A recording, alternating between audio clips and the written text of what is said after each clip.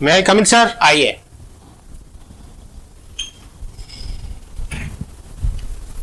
नमस्कार सर। नमस्ते। नमस्कार मैम। नमस्ते। नमस्कार सर। बैठिए बैठिए। Thank you sir. आपका तो लंबा सफर है जीवन का। सर आपने बीए में हिंदी, पॉलिटिकल और संस्कृत यस सर। रखा था राजस्थान यूनिवर्सिटी से। सर इसके बाद आपने इंग्लिश लिटरेचर से रोहतक यूनिवर्सिटी से किया है सर। एमए। सर फिर आपने बीएड भी किया हुआ है यस सर। मत्स्य विश्वविद्यालय अलवर से। यस अच्छा, जॉब में कब से कब तक रहे हैं आप? सर सेना में 2001 से 2017 था। 2001 से 2017। 17। आपकी सर्विस में 2001 से 2017 का कोई एक ऐसा घटना जो आप अपने मित्रों को सुनाना चाहते हो, कहाँ की याद है? सर मैं आर्मी के अंदर एज ए क्लर्क भर्ती हुआ था सर। तो मैं as a clerk duty Sikkim में पोस्टेड था 2010 में। वहाँ सिक्किम का रास्ता सर पूरा रोड टूटा हुआ है। अच्छा। और हाइट है वहाँ 14,000 फीट पे। अच्छा। वहाँ मेरी पोस्टिंग थी सर। वहाँ पे जो बर्फ पे व्हीकल चलते हैं तो चैन उनके टायरों को बांध दी जाती है तब अच्छा। चलते हैं।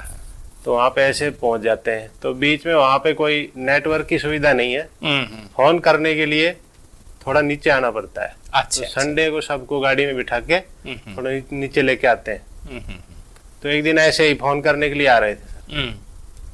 तो गाड़ी सर वो स्लिप कर गई और स्लिप करके जैसे जैसे नीचे जाने लगी गड्ढे में, कुछ पीछे बैठे थे वो कूदने लगे। और जो सर नहीं कूद पाए वो सीधे लगभग 14,000 फीट नीचे नदी में गिर गए सर। अच्छा। तीस्ता रिवर में।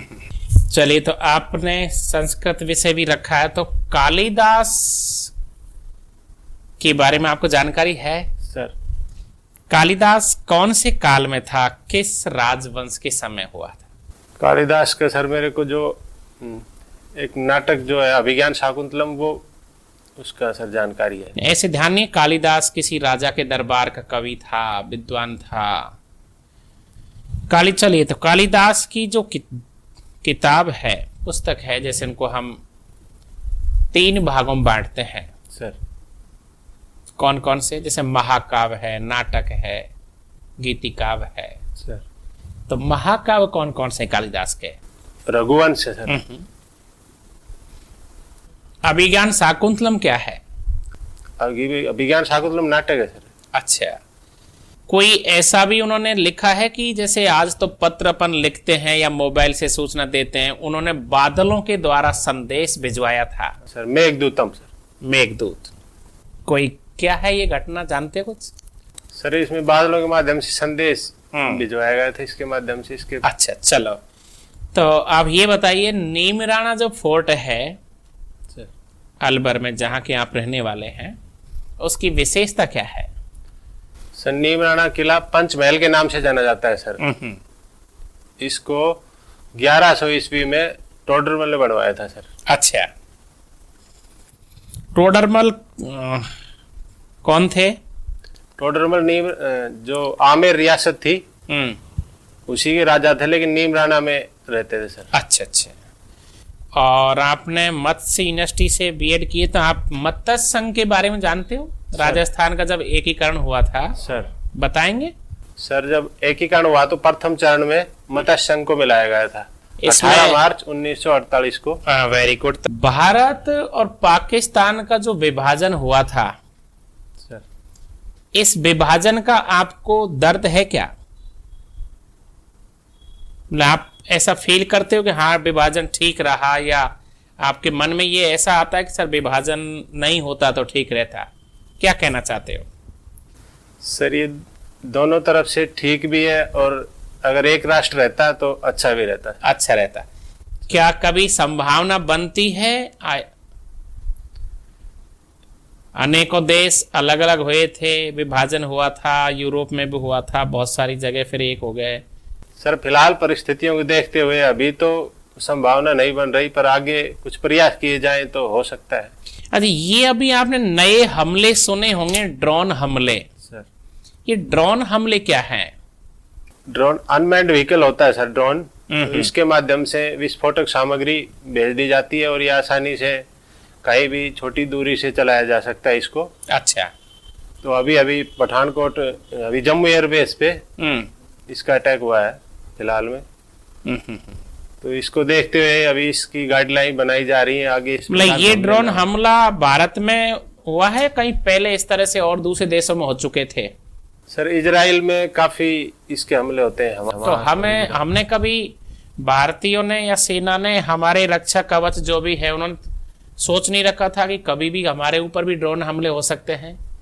सर ये रडार तो लगा के रखे हैं, लेकिन ये जो नीचे आता है रडार की पकड़ में नहीं आते। तो इतनी तैयारी होनी चाहिए, उस हिसाब से तैयारी नहीं। चलिए, तो एक आपका जीवन तो बहुत लंबा है। अभी स्कूल में इंग्लिश पढ़ा रहे हैं आप विद्यार्थियों को? सर अभी तो 30 मार्च को ही ज्वाइन किया है मैंने। तो अभी लॉकडाउन की वजह से फर्स्ट ग्रेड में हुआ था आपका? ये एक्सपीरियंस नहीं मिल पाया अभी। आपके व्यक्तित्व में अनेक गुण होते हैं और अनेक अवगुण भी हैं सर। कोई ऐसे 2 अवगुण जो आपको तो पता है सर और हमको पता नहीं है, या अधिकारी के रूप में जनता को पता रहेगा नहीं, कौन से 2 ऐसे अवगुण हैं जिन्हें आप खत्म करना चाहते हैं? सर मेरे अंदर अवगुण लगता है, मैं भावनात्मक रूप से लोगों से जल्दी जुड़ जाता हूँ। अच्छा। तो उसमें थोड़ा कमी करनी चाहिए।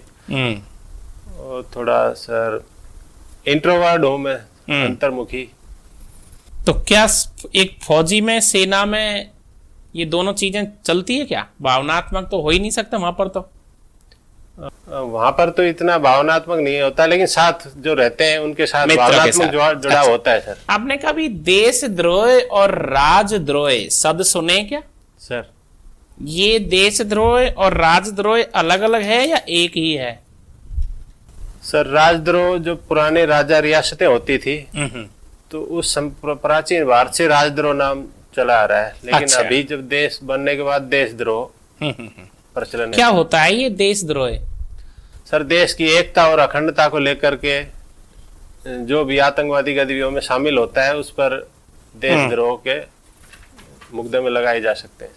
आप आर्मी में रहे हैं, एक लंबा समय आपका बीता है। भारतीय सेनाओं का जो सर्वोच्च पद होता है, सर्वोच्च नियंत्रक होता है तीनों सेनाओं का, वो कौन होता है? सर राष्ट्रपति तीनों सेनाओं का सर्वोच्च कमांडर होता है। सर सर्वोच्च कमांडर होता है। सेना में एक शब्द सुनाई पड़ता है, कोर्ट मार्शल।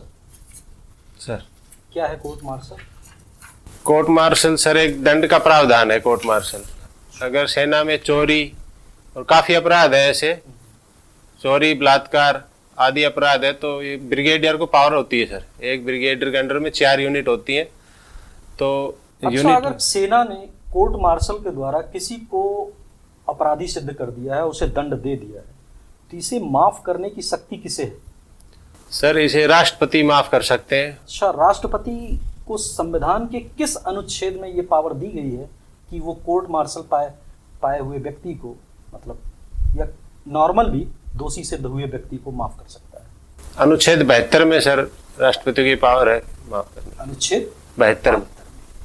अच्छा, आपका ग्रेजुएशन सब्जेक्ट रहा है, ग्रेजुएशन में हिंदी साहित्य रहा है सर। इंटरेस्ट है हिंदी साहित्य में?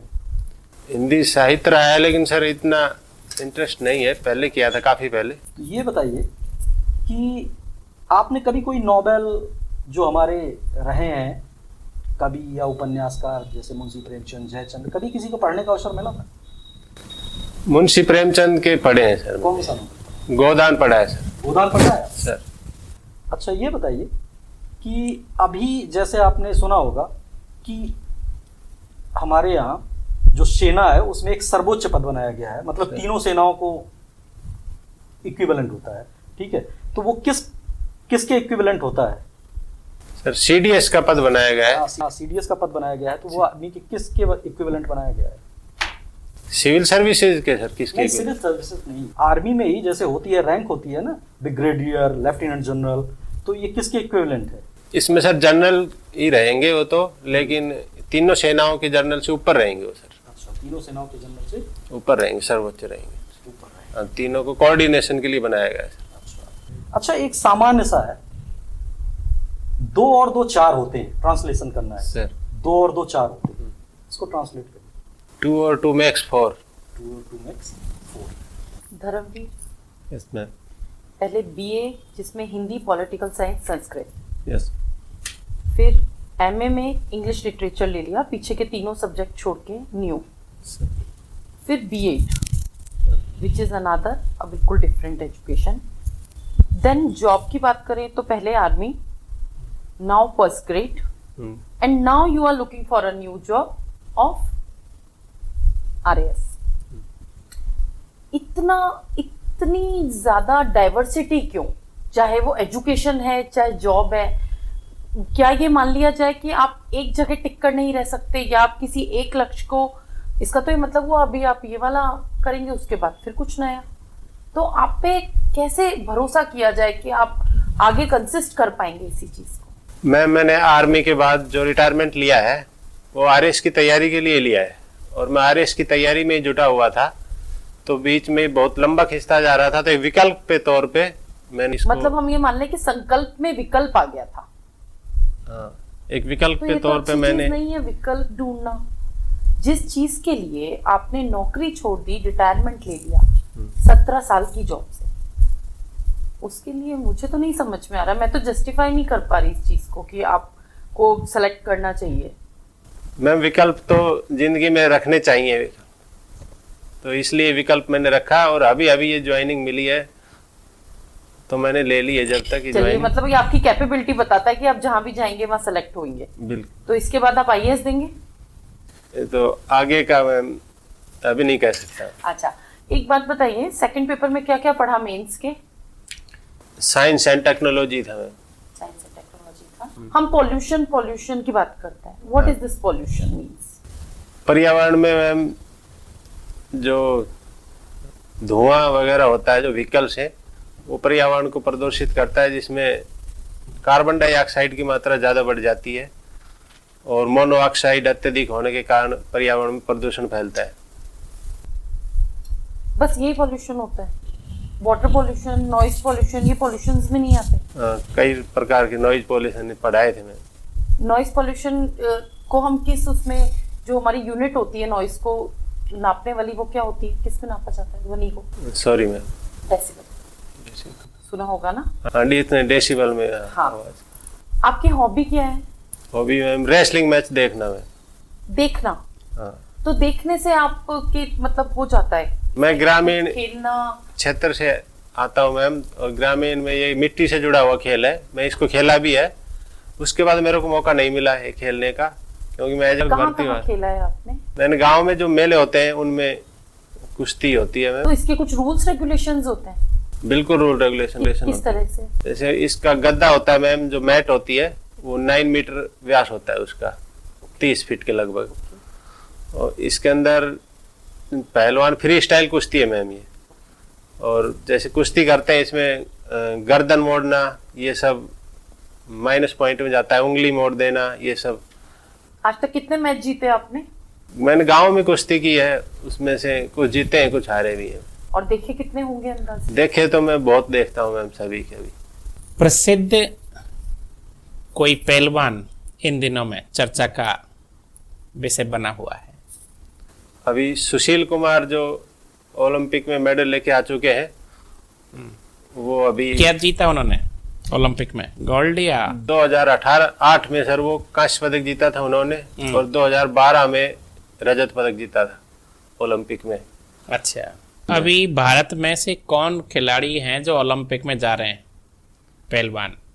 पहलवान बजरंग पूनिया जा रहे हैं सर, एक तो विनेश फोगाट जा रही है, और एक दहिया जा रहे हैं सर एक। अच्छा, कितने खिलाड़ी जा रहे हैं?